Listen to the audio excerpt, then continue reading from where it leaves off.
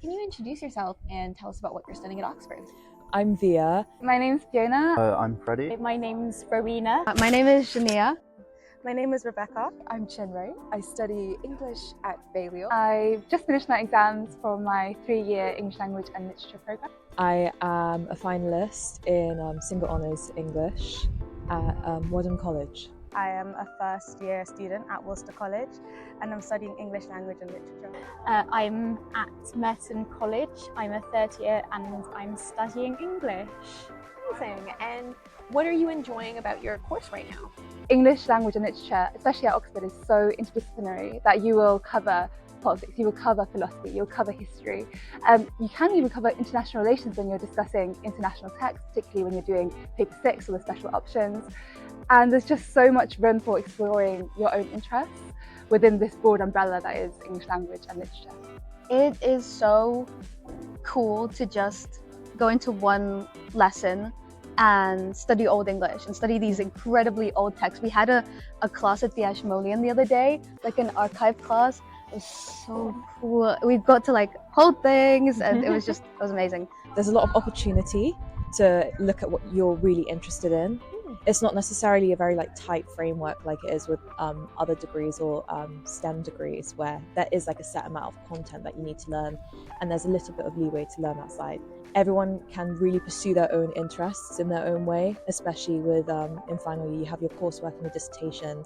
You can pretty much come up with anything from Joyce. I know someone was looking at rap music in their dissertation. I was looking at finance in literature. It's very loose and it just means that you really get to understand the content that you enjoy in your own way. You really get to make the degree yours.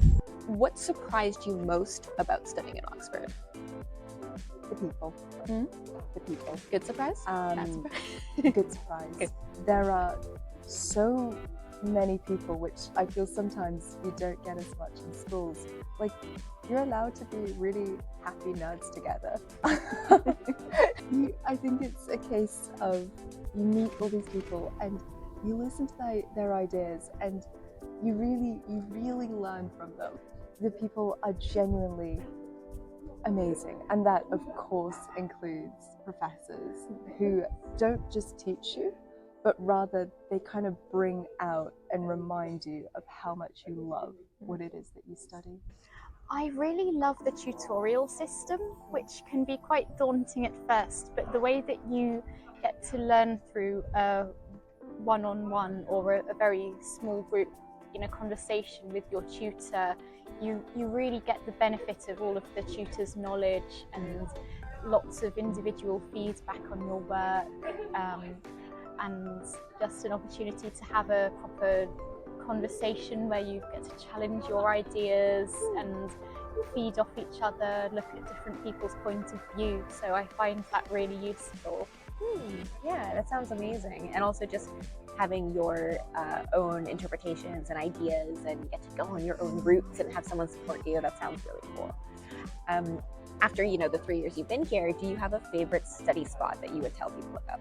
One of my personal favorites is a lesser known one, which is All Souls College Library.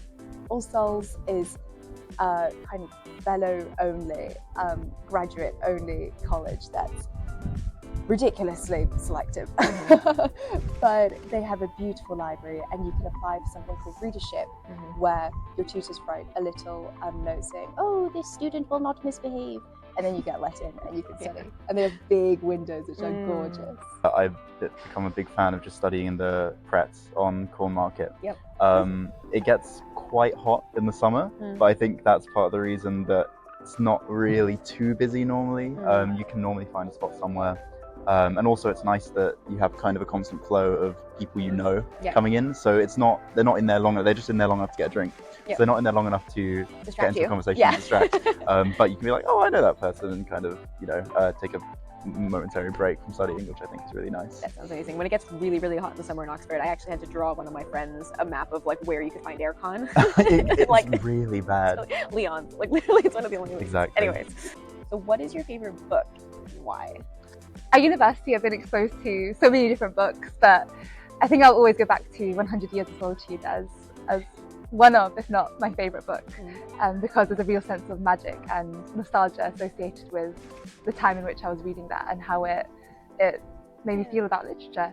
My favourite book, Age of Innocence, by Edith Wharton, and I love that period because it's kind of Bridgerton-esque, where it's like, you know, fancy dresses and, you know, rich families and all of that communication, but also it's a time of females being kind of objectified and kind of commodified by men, and so it's like it seems beautiful and golden and like and regal, but actually it's also quite sad and diminishing for the women. And so I think it's just beautiful to read books like that because there's so much intense imagery, which like is very beautiful, very romantic, but then there's also those deeper that deeper melancholy beneath it, which I love. Do you have any thoughts on where you see the degree taking you afterwards, or do you have any aspiring career plans? I mean, my main career plan is to be an author. So that is where I would like all paths to take me. But I mean, I don't know, given how easily I've fallen into so many interests, I could if I'm not careful, I could end up being pulled into a master's. You can go either way. Yeah. You just don't know. Like, also, so many people here have like really high academic aspirations, which just kind of to be around, you're like, oh, this is like actually a feasible career, difficult, but someone's thriving in it. Yep. So it's got to be someone at the end of the day. Why not you? I'm very lucky in that I've got a job lined up for September. I'll be working in the Foreign Office in the diplomatic classroom, which has been my dream job since I started uni. Yeah, congratulations. Thank you so much. And I'm really, really excited. And I really think actually that English has helped me to get there, because the skills that I've kind of garnered of like being able to download a lot of information very, very quickly, create essays in a way which is write essays in a way which is like clear, you know, communicative, and also like holistic. I think these are skills which really like took me into this career path. Like so understanding, really communication, and storytelling in a way. Absolutely, absolutely. Last question for this little bit. Do you have if someone likes a TV show, you would recommend a particular book? For example, if someone likes Bridgerton, you might recommend them Jane Austen or something. Do you have a version of that? I think if you like Fleabag, you would love The Bell Jar. Oh, because both look at womanhood and the difficulties of being a woman, but also issues like mental health, and they sort of both have moments of satire and irony in them, but also can make you cry as well. Yeah, I was gonna say, if you're gonna do both on the same day, have a cup of tea and be nice to yourself. Yeah, it's a lot. Have some tissues ready. Yeah. My guilty pleasures Netflix show is Emily in Paris. I think part of it is just it's poorly written. Sometimes we love bad TV. Yeah. I would say if it's the idea of like someone being in a different country, I would say travel writings are very fun. So Mary Wollstonecraft, her letters when she's in Sweden, Norway, and Denmark. As a Dane, big win. I would also recommend Karen Blixen, Out of Africa. I think that one's a lot more fun. Not fun. She's very she has gorgeous descriptions.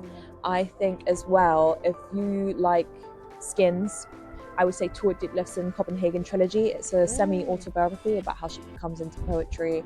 It's very sort of melancholic, very disconnected. Cool. Very much lots of teenage angst because she goes from childhood into her first marriage and after her first marriage, and it's very good.